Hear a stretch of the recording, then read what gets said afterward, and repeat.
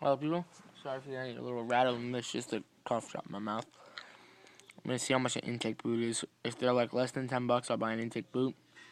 If not, I'm gonna just get a really big washer and cover this up. Maybe JB weld it on because I'm really running out of profit room on this xr100. I paid $170. It's probably costing me about costing me about $340 right now, $350.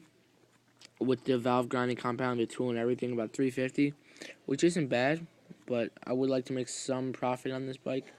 I mean, I'm not really too looking to make that much profit because it's my first four-stroke rebuild, so therefore, it's basically a learning experience as I'm going. Because it's the first head I ever took apart, the first four-stroke I ever split, everything. But yeah, I got a quick update. Right now, as you'll see, that valve going in and out. That's the exhaust valve, and as you can see, it drops right out, which is nice. That valve is perfect. The other valve, the intake valve on the other hand, got a lot of carbon off. Takes some pressure to go in, but you can see from the beginning, it goes in and out. Oh, it happens sometimes. Oops. You can see, it's only gonna come out like that far, so it would never really come out that far.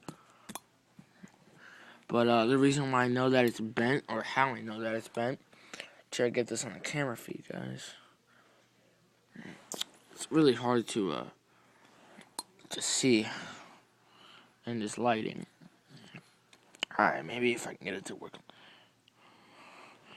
Yeah, it's just my arm. Give me my arm a second. Freaking working all day.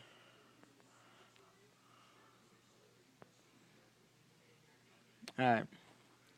So if you look, you can see, if you look at the top at 12 o'clock point, you will see right there it's pretty close, and then right there,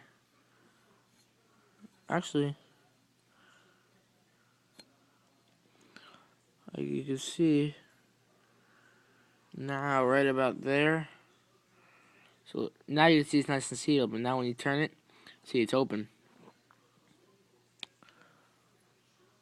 Like right there it's open, but right there it's closed. Like you can see the difference. So and to get it out, it does take some force. It doesn't just fall out, and I kind of nicked up the top, which I didn't think that was that important. Looks like it might be. So basically what I'm doing, I'm it was actually bent like 5 times. Like you were able to check a lot easier. I brought my level in because I knew that a level is supposed to be bone flat. And if you look, as it's coming down the level, if you look, it's hard to see. You can see it's kind of crooked. So what I've been doing, I've been like seeing where it was crooked the most. I would put it right here, give it one quick tap with the hammer, go back. If it was not enough, keep doing that. I was using this hammer, but I wasn't going anywhere. So I went out and got the big hammer.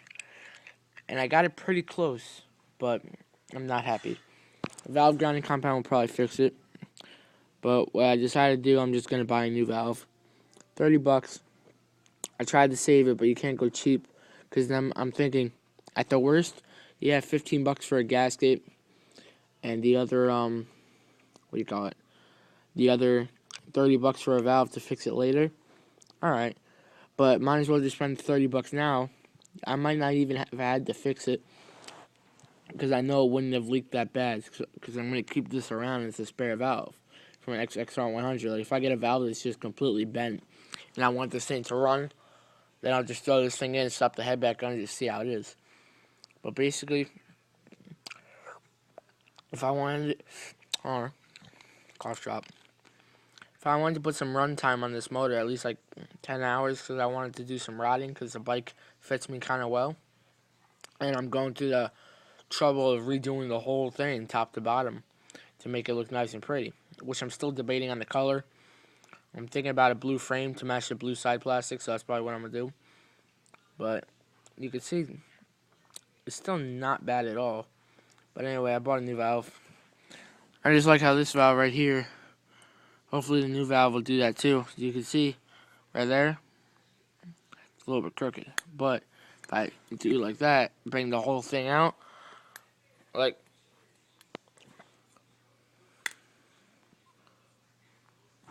but it just comes right in and out so easily.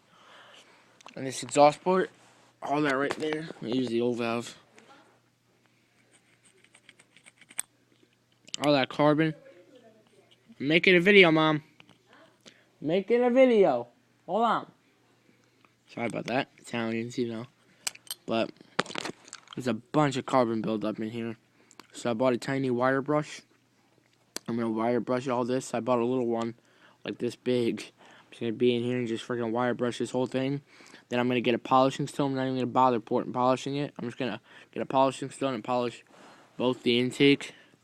The boot's actually pretty smooth. I'm gonna polish both the intake and the exhaust side. And with the wire brush on the end of a drill, I'm just gonna finish cleaning up the sides a little bit better. But yeah, wish me luck on this build. Hopefully, comes out good. And also, MCB Small Engine Repair said that it's a bad idea to paint 4-stroke motors because they overheat quick, and that is true. I will side with him on that. But also, what if I use high temp paint?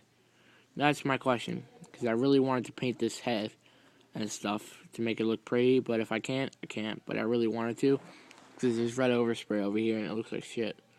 So talk to you guys later.